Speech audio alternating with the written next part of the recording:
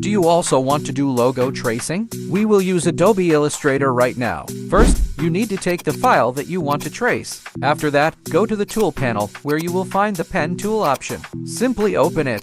Then, using your mouse, start tracing from where you want to begin. Drag the mouse along the edges of your logo. Watch how I am doing it.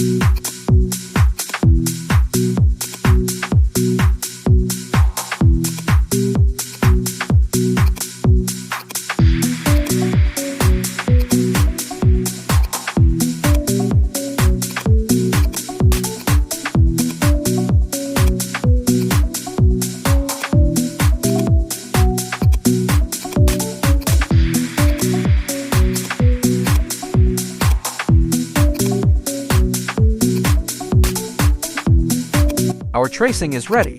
Now, we need to select the Direct Selection tool by going to the Tools panel. After selecting it, simply fill in the color. Press Ctrl+I.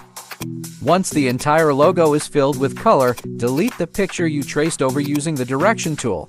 And here is your final high-resolution file. You can see the before and after. For more interesting videos like this, subscribe to our channel.